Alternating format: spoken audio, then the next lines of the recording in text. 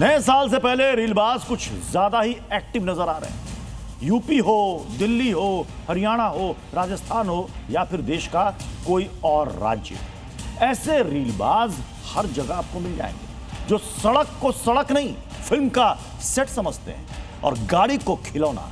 इन स्टंटबाजों को अब सिर्फ चालान नहीं बल्कि योगी वाला इलाज चाहिए। ये देश की राजधानी दिल्ली की सड़क है और यहाँ मौत का खेल खुलेआम खेला जा रहा है। हैरानी की बात यह है कि ये स्टंटबाजी दिल्ली पुलिस मुख्यालय से महज 100 मीटर की दूरी पर हो रही है। आईटीओ से सराय काले खां जाने वाले रास्ते पर कार सवार युवकों ने ट्रैफिक नियमों की धज्जियां उड़ा दी। विंडो से लटक कर रूफटॉप से आधा निकले हुए और बीच सड़क पर खतरनाक स्टंट। इन रीलबाजों ने न सिर्फ अपनी जान दांव पर लगा दी बल्कि सड़क पर चल रहे लोगों को भी डर के साए में धकेल दिया। वीडियो में साफ दिख रहा है 4-5 लड़के कार की खिड़की और छत पर लटके हुए हैं। जरा सा बैलेंस बिगड़ता तो ये मौज मस्ती सीधा मौत के रूप में बदल सकती थी। सोशल मीडिया का नशा इस कदर चढ़ चुका है कि अब जेल में बैठे अपराधी भी रील बनाने से बाज नहीं आ रहे हैं। मोदी नगर थाने के अंदर से वायरल तस्वीरें कानून व्यवस्था पर बड़े सवाल खड़े कर रही हैं। जनता शिकायतों के लिए लाइन में खड़ी रहती है और दूसरी तरफ कस्टडी में बैठे आरोपी टशन में रील बना रहे हैं। इनके चेहरे पर न खौफ दिखता है न शर्म, और वायरल होने के बाद अब पुलिस जांच की बात कह रही है। फरीदाबाद के सेक्टर 12 कोर्ट रोड पर भी यही कहानी देखने को मिली।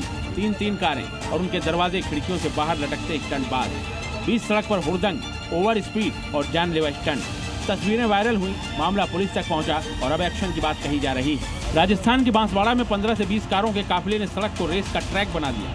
किसी का दरवाजे से शरीर बाहर, कोई खिड़की पर बैठा, कोई चलता वाहन छोड़ फोटोशूट कर रहा है। लोग शिकायत कर रहे हैं, कार्रवाई की मांग हो रही है, ठीक वैसे ही जैसे यूपी में ऐसे रीलबाजों पर योगी फोर्स शिकंजा कसती है। ब्यूरो रिपोर्ट, जी मीडिया।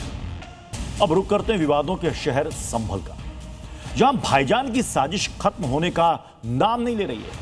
खुलासा हुआ है कि संभल की जिस जामा मस्जिद को लेकर हंगामा मचा हुआ है उसकी आसपास की जमीन को भी भूमाफियाओं ने नहीं बख्शा, मगर अब संभल में सरकारी जमीन को छुड़ाने के लिए बुलडोजर एक्शन की तैयारी शुरू हो चुकी है।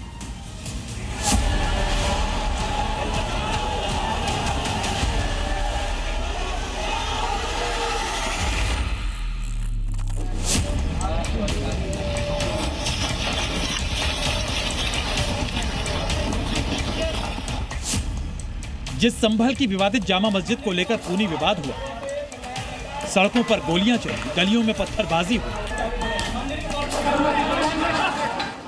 उसी मस्जिद के पास की जमीन को लेकर बड़ा खुलासा हुआ है। विवादित जामा मस्जिद के पास 8 बीघा सरकारी जमीन पर कब्जे का पता चला है, जहां मुसलमानों ने अवैध तरीके से मकान और दुकान बना लिया है।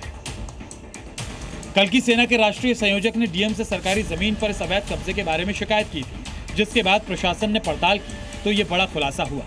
संभल की विवादित जामा मस्जिद के पास अब 8 बीघा जमीन पर विशेष समुदाय के लोगों के अवैध कब्जे का बड़ा मामला सामने आया है। पूरे मामले की जानकारी के बाद जिलाधिकारी राजेंद्र पैसिया ने 22 लेखपालों की टीम गठित की है, जो कि 30 दिसंबर यानी कि परसों को मौके पर जाकर पूरे मामले की जांच पड़ताल करेगी, जगह की पैमाइश करेगी और अवैध निर्माण को चिन्हित करेगी।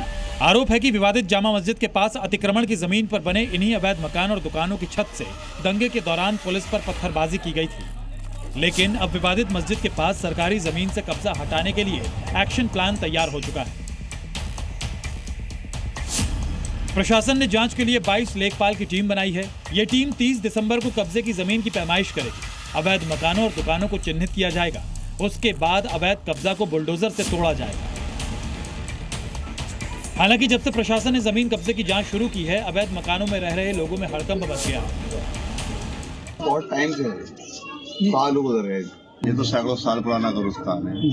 जी बताएं। ऐसा तो किसी भी चीज को कुछ भी बता दो भाई, कब्जा गैंग के लोगों के साथ प्रशासन ने मीटिंग भी की, जिसमें अवैध मकानों और दुकानों को बुलडोजर एक्शन से मटियामेट करने की बात कही है। हालांकि संभल में सरकारी जमीन पर कब्जे का खेल पुराना है, लेकिन ये कब्जा उस जामा मस्जिद के पास। संभल से सुनील सिंह के साथ ब्यूरो रिपोर्ट, जी मीडिया।